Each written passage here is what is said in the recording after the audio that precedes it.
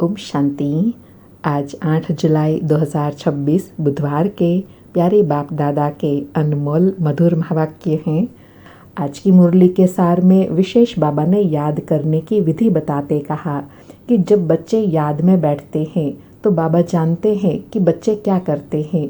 बच्चे याद के यात्रा की ड्रिल करते हैं, मुख से कुछ भी कहने का नहीं है। बच्चे किसकी याद में बैठते हैं? परम पिता परमात्मा शिव की। बाबा कहे एक बाप की याद में रहने से ही जो विक्रम है वह भस्म हो जाएंगे और विकर्मा जीत बन जाएंगे।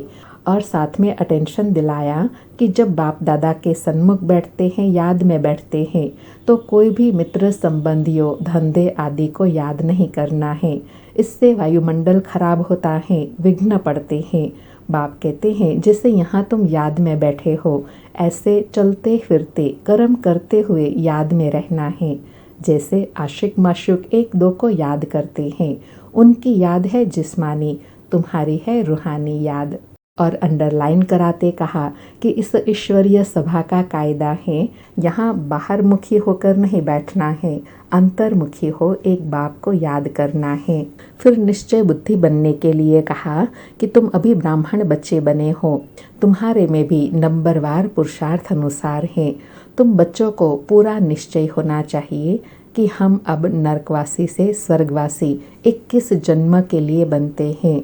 फिर और अटेंशन दिलाते कहा कि बाबा कहते हैं माया बड़ी दुष्टर है, अच्छे अच्छे महारथियों को भी हरा देती है। ज्ञान लेते लेते कहाँ ग्रहचारी बैठ जाते हैं तो आश्चर्यवत बाबा का बनंती कथंती अहो माया फिर भी भागंती हो जाते हैं। बाबा कहे जैसे कमाई में ग्रहचारी बैठ, ऐसे इस बेहद की कमाई में भी ग्रहचारी बैठती हैं, क्योंकि सब पर राहु का ग्रहण है। अभी तुम्हारे पर बृहस्पति की दशा बैठी है, फिर चलते चलते कोई पर राहु का ग्रहण भी बैठ जाता है। तब बाबा कहते हैं महान कमबख्त इस दुनिया में देखना हो तो यहाँ देखो, क्योंकि इतनी ऊंच कमाई करते करते छोड़ देते हैं, बाबा को भूल जाते हैं। और कहा कि जो निश्चय बुद्धि अच्छे पुरुषार्थी हैं वह तो कहते हैं हम बाबा से सदा सुख का वर्षा लेंगे, वह बाबा से रूह रिहान करेंगे। बाबा हमने आपसे कल्प पहले भी वर्षा लिया था, अब फिर से आपके पास आए हैं वर्षा लेने के लिए। फिर और अटेंशन दिलाया। बाबा कहे यह इंद्र सभा है, शिव बाबा इंद्र है, ज्ञान की वर्षा करते हैं, तो ऐसी सभा में कोई भी पतित नहीं आ सकता। बाबा कहे किसी विकारी को साथ में ले आए तो उन पर बहुत दाग लग जाता है, फिर बहुत भारी सज़ा मिलती है। कहते हैं ना मानसरोवर में स्नान करने से परी बन जाते हैं। वास्तव में यह है ज्ञान मानसरोवर। जिस ज्ञान मानसरोवर में स्नान करने से अर्थात प्रतिदिन ज्ञान सुनने से आत्मा स्वच्छ पावन परी बन जाती है। और साथ में कहा कि स्वर्ग में है श्री लक्ष्मी नारायण का राज्य, यह है प्रवृत्ति मार्ग का एम ऑब्जेक्ट। जो निश्चय बुद्धि बच्चे हैं वह कहते हैं हम दोनों ज्ञान चिता पर बैठ लक्ष्मी नारायण बनने वाले हैं। तो बाबा कहते हैं बाबा तुमको अपना बनाकर सूर्यवंशी चंद्रवंशी घराना स्थापन कर बाकी सबका विनाश करा देते हैं। सभी आत्माएं शांति में चली जाती हैं, तुम फिर सुख में आते हो। उस समय सतयुग में कोई दुख नहीं होता है। यह ज्ञान भी अभी तुम बच्चों की बुद्धि में है। और संगम की महिमा बताते कहा कि यह सृष्टि का चक्र पूरा 4 भाग में है। 4 युग है ना, यह संगम युग है, कल्याणकारी युग। कुंभ कहते हैं ना, कुंभ कहा जाता है मेले को। बाबा कहे कुंभ मेले में क्या होता है, नदी आकर सागर से मिलती है, अर्थात आत्मा आकर परमात्मा से मिलती है। बाबा कहे इसको ही सच्चा सच्चा कुंभ कहा जाता है, जहाँ आत्मा और परमात्मा का सुंदर मंगल मिलन होता है। और साथ में कहा कि इस संगम समय ही तुम बच्चे बाबा की सेवा में मददगार बनते हो, इसलिए तुम्हारा नाम ज्ञान गंगा रखा है।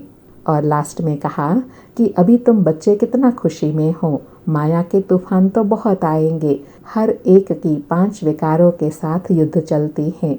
हम चाहते हैं बाबा को निरंतर याद करें। माया हमारा बुद्धि योग तोड़ देती है। एक खेल भी दिखाते हैं ना, परमात्मा अपनी तरफ खींचते हैं, माया अपनी तरफ खींचती है। और लास्ट में ड्रामा का पाठ पक्का कराते कहा कि यह बनी बनाई बन रही है, कहते हैं फलाना मर गया तो बाबा कहे उनका इतना ही पार्ट था, हम चिंता क्यों करें, ड्रामा है ना, रोने से फ़ायदा ही नहीं, रोने से क्या वह वापस आ जाएंगे। बाबा कहे इसका नाम ही है दुखधाम। सतयुग में मोहजित राजाएं होते हैं, सतयुग में मोह की बात ही नहीं होती है।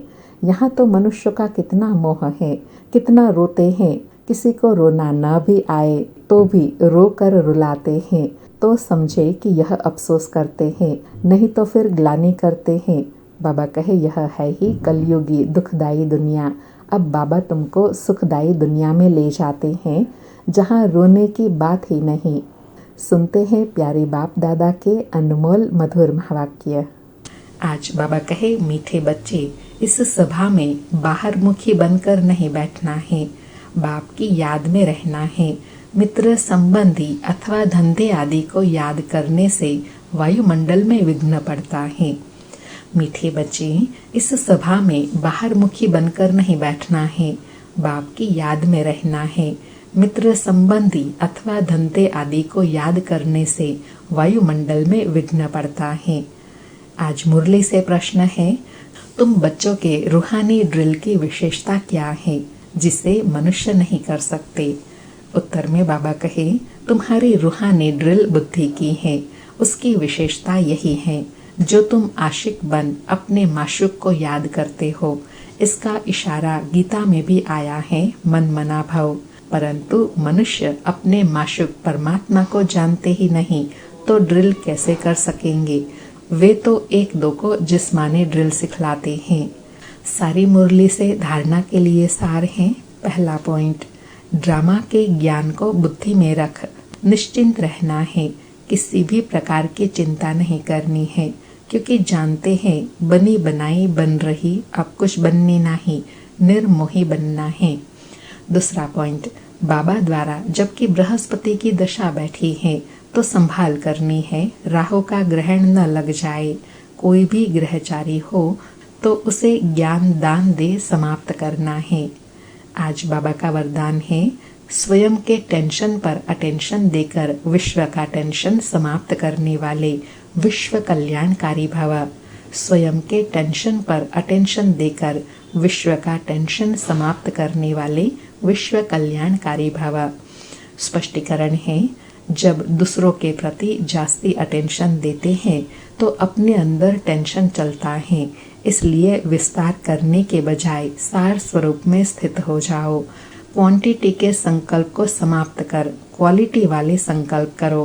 पहले अपने टेंशन पर अटेंशन दो, तब विश्व में जो अनेक प्रकार के टेंशन हैं उनको समाप्त कर विश्व कल्याणकारी बन सकेंगे। पहले अपने आप को देखो, अपनी सर्विस फर्स्ट। अपनी सर्विस की तो दूसरों की सर्विस स्वतः हो जाएंगी। बाबा ने विश्व कल्याणकारी बनने की नई निराली विधि बताई कि पहले अपनी सर्विस करनी है, स्वयं का परिवर्तन करेंगे, तब फिर विश्व सर्विस करेंगे और तभी सर्विस में सफलता मिलेंगी। आज का स्लोगन है, योग की अनुभूति करनी है तो दृढ़ता की शक्ति से मन को कंट्रोल करो। योग की अनुभूति करनी है तो दृढ़ता की शक्ति से मन को कंट्रोल करो। आज के अव्यक्त इशारे हैं, ज्वाला स्वरूप स्थिति में रहे शक्तिशाली याद का अनुभव करो। आज अनुभव करने के लिए कहा कि जितना स्थापना के निमित्त बने हुए ज्वाला रूप होंगे उतना ही विनाश ज्वाला प्रत्यक्ष होंगी। संगठन रूप में ज्वाला रूप की याद विश्व के विनाश का कार्य संपन्न करेंगी। इसके लिए हर एक सेवा केंद्र पर विशेष योग के प्रोग्राम करते रहो तो विनाश ज्वाला को पंखा लगेगा। योग अग्नि से विनाश की अग्नि जलेंगी, ज्वाला से ज्वाला प्रज्वलित होंगी। बाबा कहे विश्व परिवर्तन की ज्वाला को हवा देनी है तो क्या करना है, योग अग्नि की ज्वाला संगठित रूप में जलाएंगे तो इस योग अग्नि की ज्वाला से वह ज्वाला प्रज्वलित हो जाएंगी। अच्छा, ओम शांति। शुक्रिया बाबा, शुक्रिया।